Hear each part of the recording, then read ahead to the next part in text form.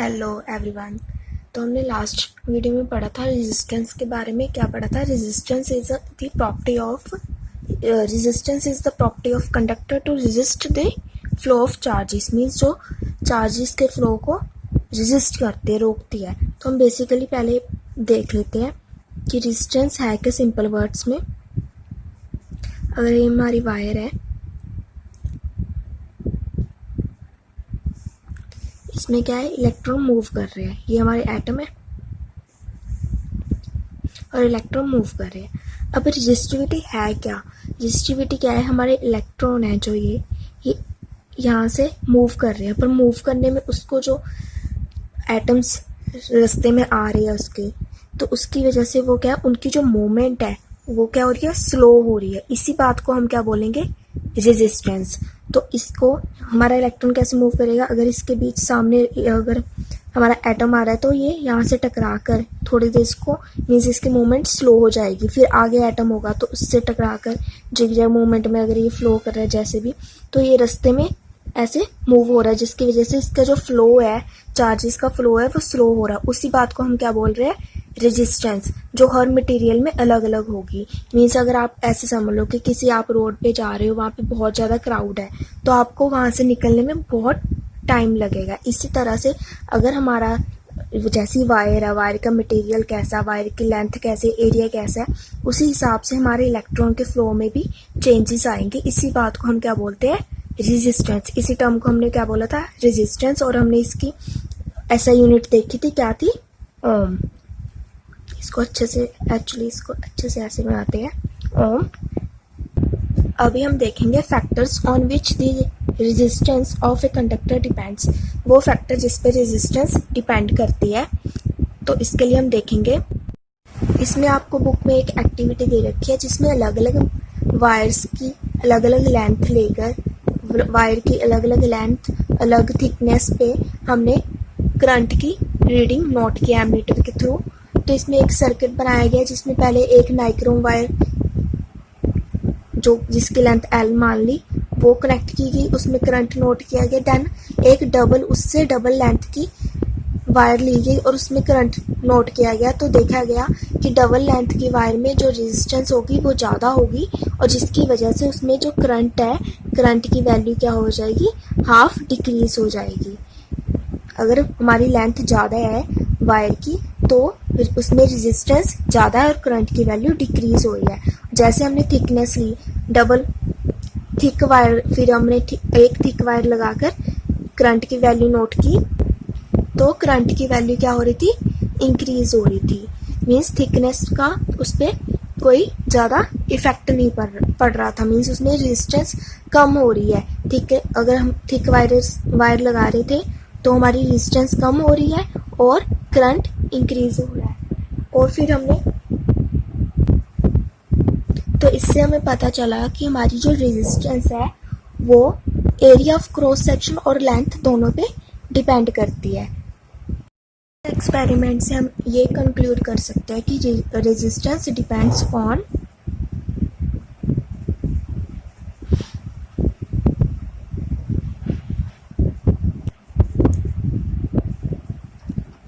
length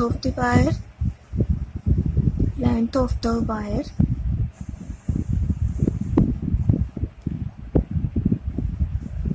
on its area of cross section.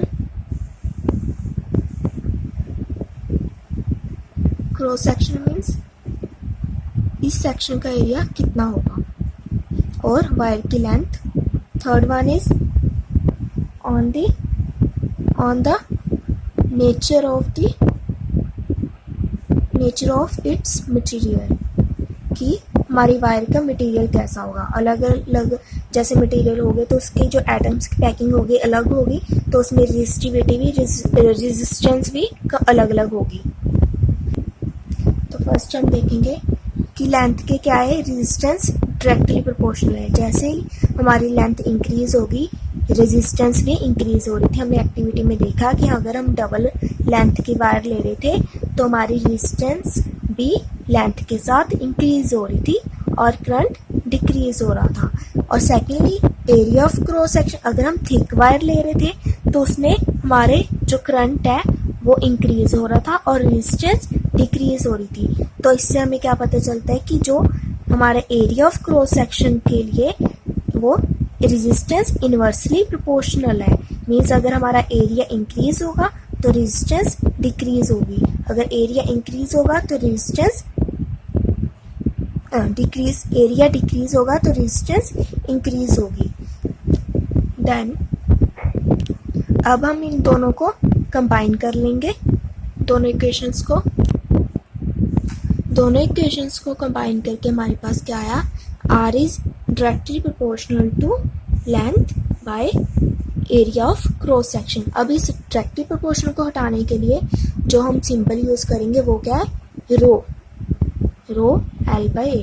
तो ये हमारा एक और नया फॉर्मूला आ गया इस चैप्टर का, रो, इसको हम रो बोलते हैं और पहले ऐसे करते हैं, rho is a constant of proportionality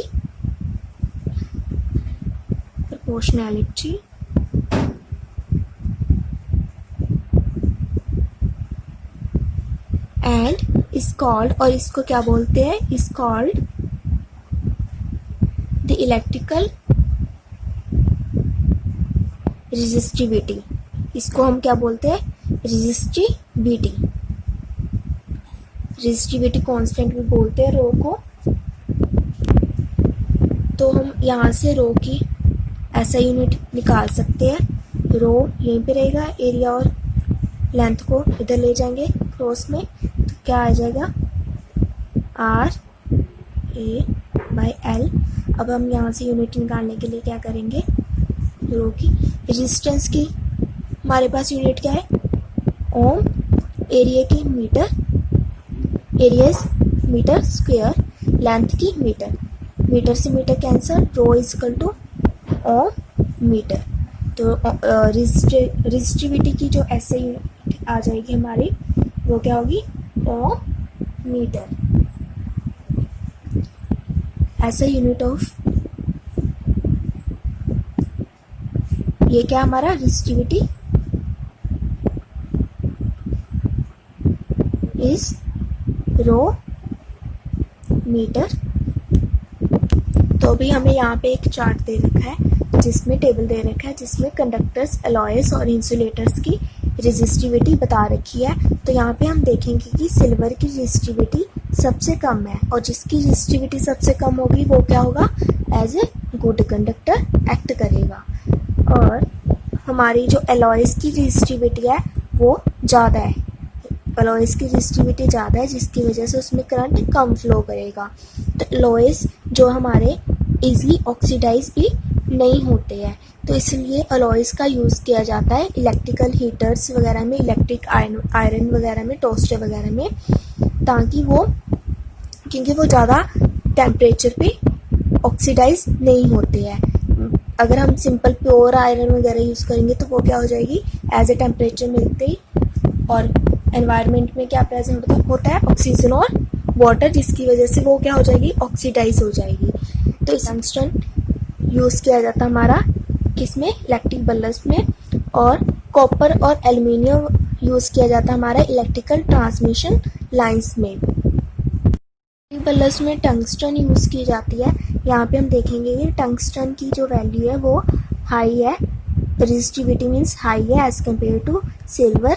ये क्यों यूज़ किया जाता है बल्ब्स में, क्योंकि टंगस्टन है जो वो हाई करंट को बियर कर सकता है, मीन्स उसकी रेजिस्टिविटी क्या है, ज़्यादा है। मीन्स उसमें अगर हाई करंट भी फ्लो होगा एकदम से तो वो उसको रोक सकता है, इसलिए टंगस्टन इलेक्ट्रिक बल्ब्स में यूज़ किया जाता है। और कॉपर और एल्युमिनियम मेटल्स यूज़ की जाती है इलेक्ट्रिक ट्रांसमिशन लाइंस में। तो यहाँ पे हम देख सकते हैं कि कंडक्टर से ज़्यादा एलॉय की रेजिस्टिविटी है, और इंसुलेटर की जो रेजिस्टिविटी है वो एलॉय से भी ज़्यादा है। और पेपर क्यों होगी, क्योंकि इसमें ये इंसुलेटर से इसमें करंट फ्लो ही नहीं हो सकता, तो इसकी रेजिस्टेंस और रेजिस्टिविटी दोनों ही हाई होगी। पेपर में हम देखते हैं कि इसकी रेजिस्टिविटी कितनी हाई है, इसलिए पेपर, ग्लास, हार्ड रबर वगैरह सब क्या है, बैड कंडक्टर ऑफ इलेक्ट्रिसिटी है। तो यहाँ पे एक न्यूमेरिकल देख लेते हैं हम। A wire of given material having length L and area of cross section A has a resistance of 4 ohm। यहाँ पे देख रखा है कि एक वायर है जिसकी लेंथ L है और area of cross section A है और रेजिस्टेंस 4 ओम है। तो हमें पता है रेजिस्टेंस का फार्मूला क्या है, R equal to rho L by A। तो हमें रेजिस्टेंस यहाँ पे दे रखी है, हम मान लेंगे इसको R1। तो हमने पूछा what would be the resistance of another wire of same material having length L by 2 and area of cross section 2A। तो ऐसे ही सेम हमारे मटेरियल की वायर जिसकी लेंथ क्या दे रखी है L बाई 2 और एरिया ऑफ क्रॉस सेक्शन 2 है, तो उसका रेजिस्टेंस क्या होगा। तो हमने इसको ये मान लिया R1 फर्स्ट वन, तो इसकी रेजिस्टेंस कितनी है 4 ओम। तो हम सेकंड मान लेते हैं R2 इजिकल टू जो सेकंड वायर की R2, उसका हमें रेजिस्टिविटी कांस्टेंट लेंथ कितनी दे रखी है L बाई 2 और एरिया 2A। तो हम इसको देख लेते हैं equal to rho L by 2 means नीचे आ गया 2 हमारा 2A। तो ये क्या हो गया, तो यहाँ पे रो L बाई 2A, तो इस 2 को हम नीचे ले गए, क्या हो गया 4A। 4 को यहाँ पे हमने अलग निकाल लिया, तो ये किसके बराबर हो गया, इसके बराबर, ये सेम हो गया। तो ये R1 के बराबर हो गया। R1 की वैल्यू हमें दे रखी है 4 ओम, तो इस यहाँ पे पुट कर देंगे 4 ओम, 4 से 4 कैंसिल, तो क्या कितनी वैल्यू आएगी 1 ओम। तो इससे हमें R2 की रेजिस्टेंस पता चल गई। हम अब देखेंगे रेजिस्टर्स इन सीरीज। रेजिस्टर्स को हम कनेक्ट करेंगे सीरीज में। तो हम यहाँ पे डायग्राम देख लेते हैं। क्या जब हम 1 या 2 या 3 रेजिस्टर्स को सीरीज में कनेक्ट करेंगे, रेजिस्टर्स का सिंबल हमें पता है जिगजैग। जब हमने इसको सीरीज में कनेक्ट किया, इसको हमने मान लिया A B, पूरा सर्किट बनाना है हमने। तो यहाँ पे बैटरी कनेक्ट कर दी, नेगेटिव पॉजिटिव, एमीटर लगाया। एमीटर को कैसे लगाते हैं, हमेशा सीरीज में।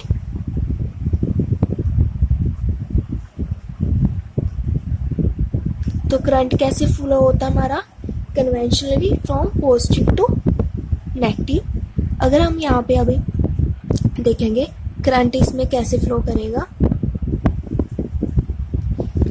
हम पॉजिटिव से नेगेटिव हमारा करंट जाएगा।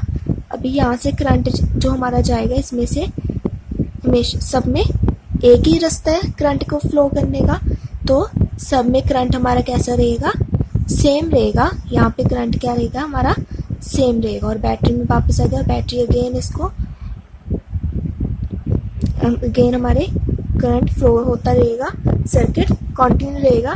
तो हमारा सब में कैसा करंट फ्लो होगा, सेम करंट फ्लो होगा। अब हम देख लेंगे इसमें पोटेंशियल डिफरेंस सेम रहेगा या डिफरेंस। पोटेंशियल डिफरेंस कैसा रहेगा, अगर हम यहाँ पे वोल्ट मीटर लगाएंगे, वोल्ट मीटर को हमेशा कैसे लगाते हैं, इन दी पैरेलल। तो अगर यहाँ पे हम 1 वोल्ट मीटर लगाएंगे, यहाँ पे दूसरा मीन्स वोल्ट मीटर से इनकी रीडिंग्स हम नोट करेंगे, इनके from 1 and to second end. जो वोल्ट मीटर पोटेंशियल डिफरेंस होगा, इसका क्या रहेगा, इसका पोटेंशियल डिफरेंस, इन तीनों का पोटेंशियल डिफरेंस क्या रहेगा, डिफरेंट रहेगा। क्योंकि इसमें जो करंट है वो एक पर्टिकुलर एरिया क्रॉस सेक्शन का हम वोल्ट मीटर पोटेंशियल डिफरेंस निकाल रहे हैं, तो सबका इसमें पोटेंशियल डिफरेंस कैसा रहेगा, डिफरेंट रहेगा। तो इसके लिए हम लिख सकते हैं when some resistance are joint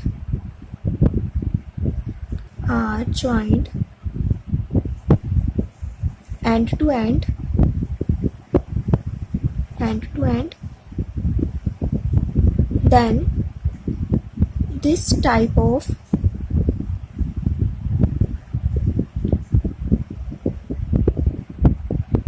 connection of resistances is called in series।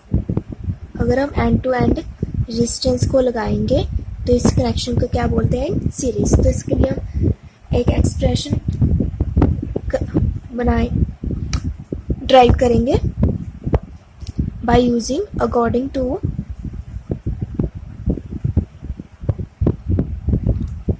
Ohms law.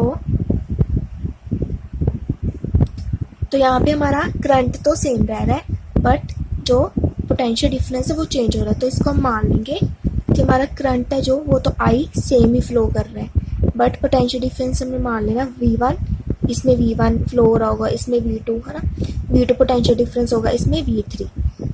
तो हमारा पोटेंशियल डिफरेंस वेरी कर रहा है, तो मान लेंगे ओवरऑल पोटेंशियल डिफरेंस क्या होगा हमारा, V equal to V1 plus V2 plus V3। तो अगर हमने ओवरऑल पोटेंशियल डिफरेंस निकालना है फ्रॉम ओम्स लॉ, हमें पता है कि V is equal to IR। तो हम यहाँ से V1, V2 और V3 की वैल्यू निकाल सकते हैं। तो इसमें रेजिस्टेंस भी, अगर हमारा पोटेंशियल डिफरेंस अलग है तो इसका जितना एरिया ऑफ क्रॉस सेक्शन होगा तो इसका रेजिस्टेंस भी डिफरेंट ही रहेगा। तो सबका रेजिस्टेंस हमने मान लिया R1, R2, R3। तो यहाँ पे V1 की वैल्यू क्या होगी, V1 I हमारा सब में सेम है, बट यहाँ पे क्या आ जाएगा I R1। V2 का हमें पता कौन सा V इक्वल टू IR, तो I R2 और V3 पोटेंशियल डिफरेंस क्या होगा I R3। इन तीनों की वैल्यू हम यहाँ पुट कर देंगे, put these values in equation 1। इसको हमने इक्वेशन 1 मान लिया, तो हमारा क्या आ गया, V is equal to V1 की वैल्यू क्या I R1 प्लस V2 की I R2 प्लस V3 की I R3। तो यहाँ पे I कॉमन है, I हम बाहर ले लिया कॉमन, तो अंदर क्या रहेगा, इसमें R1, इसमें R2, इसमें R3। और हमें यहाँ पे पता है कि V is equal to IR from Ohm's law. तो हम यहाँ पे V की वैल्यू भी डाल देंगे, I R is equal to I R1 plus R2 plus R3। I से I कैंसल, रेजिस्टेंस क्या आ जाएगा, R1 plus R2 plus R3। ये हमारा रेजिस्टेंस के लिए एक नया एक्सप्रेशन आ गया। तो इससे हमें पता चलेगा कि जब हम बहुत सारे रेजिस्टर्स को कंबाइन करेंगे सीरीज में तो हमारी टोटल रेजिस्टेंस क्या होगी। इसको आप एस भी लिख सकते हो, ताकि this is the sum of the all resistance. Total resistance सभी रेजिस्टेंस के सम के इक्वल होगा। अभी हम पढ़ेंगे जब हम रेजिस्टर्स को पैरेलल कनेक्ट करेंगे। तो हमने मान लिया ये हमारा रेजिस्टर है,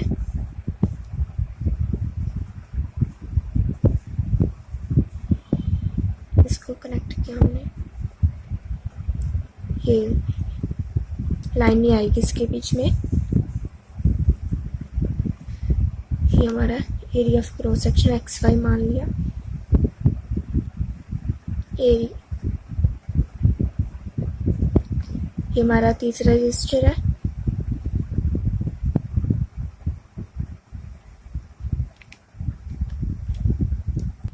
तो हम यहाँ पे अलग अलग रजिस्टर्स को कनेक्ट करेंगे पैरेलल कनेक्शन में।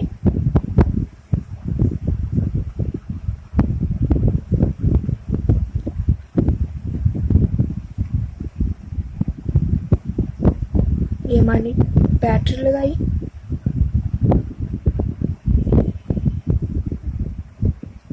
की एमीटर हमेशा कैसा लगता है इन सीरीज, और वोल्टमीटर हमेशा पैरेलल में लगेगा।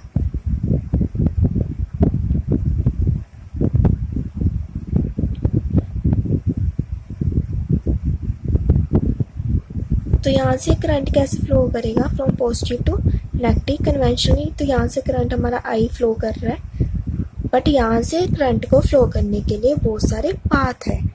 तो यहाँ पे करंट क्या हो जाएगा, हमारे जो चार्जेस है वो क्या हो जाएंगे, डिवाइड हो जाएंगे, सेपरेट हो जाएंगे। तो यहाँ पे इसमें से अलग पास करेगा, इसमें से अलग। तो यहाँ पे करंट क्या है, करंट क्या हो रहा है, चेंज हो रहा है। तो I is equal to I1 plus I2 plus I3, I2 और I3 हमने मान लिया। फिर यहाँ में से वही करंट आ रहा है, फिर यहाँ पे आके वो फिर वही I बन रहा है, कलेक्ट होके अगेन यहाँ पे आ रहा है। और वोल्टेज हमारी जो है, पोटेंशियल डिफरेंस है, वो कैसा रहेगा इसमें हमारा पोटेंशियल डिफरेंस क्या रहेगा, पोटेंशियल डिफरेंस सेम रहेगा, क्योंकि इन तीनों वायर्स का जो एंड पॉइंट है वो क्या है, सेम है। तो इनका एरिया वगैरह सारा कुछ सेम रहेगा, तो उनका पोटेंशियल डिफरेंस सेम रहेगा। पोटेंशियल पैरेलल में हमारा पोटेंशियल डिफरेंस वेरी नहीं करेगा, जबकि सीरीज कनेक्शन में हमारा पोटेंशियल डिफरेंस वेरी कर रहा था। तो यहाँ से हम एक नया एक्सप्रेशन ड्राइव करेंगे। यहाँ पे भी हम अकॉर्डिंगली ओम्स लॉ में हमें क्या पता है, V is equal to I R. अब हमें यहाँ पे I की वैल्यू निकालनी है। I इधर रहेगा, R को हम इधर ले जाएंगे, किस में आ जाएगा, डिवाइड में। अगर यहाँ पे कुछ मल्टीप्लाई में होता है तो यहाँ पे जाके दूसरी साइड डिवाइड में आ जाता है। तो I की वैल्यू हमारे पास आ गई, I is equal to V by R। Then हम I1 की वैल्यू क्या ले लेंगे, यहाँ पे I1 इज इक्वल टू, हमारा पोटेंशियल डिफरेंस यहाँ पे क्या रह रहा है, सेम, और रेजिस्टेंस हमारी वेरी कर रही है, तो हम यहाँ पे ले लेंगे R1, R2, R3। तो यहाँ पे हो जाएगा I1 is equal to V by R1 and I2 is equal to V by R2, I3 is equal to V by R3। अभी हम इसकी वैल्यू को यहाँ पे पुट करेंगे। पुट दिस वैल्यूज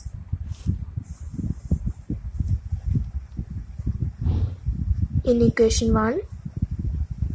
तो I की वैल्यू क्या है, V by R is equal to I1 V by R1 plus V by R2 plus V by R3, I3 की वैल्यू V बाई R3। अब यहाँ पे क्या कॉमन आ रहा है, V को हमने कॉमन निकाल लिया, 1 बाई R, यहाँ पे सब पे V कॉमन, V कॉमन, अंदर हमारे ब्रैकेट में क्या रह जाएगा, 1 by R1 plus 1 by R2 plus 1 by R3। V से V हमारा कैंसिल हो जाएगा और हमारे पास एक्सप्रेशन क्या आ जाएगा, 1 by R is equal to 1 by R1 plus 1 by R2 plus 1 by R3। तो इससे हमें क्या पता चलेगा, तो अगर हम पैरेलल में रेजिस्टर्स को ज्वाइन करेंगे तो रेजिस्टेंस का रेसिप्रोकल इक्वल होगा किसके, sum of the reciprocal of the all the resistance. Thank you for watching.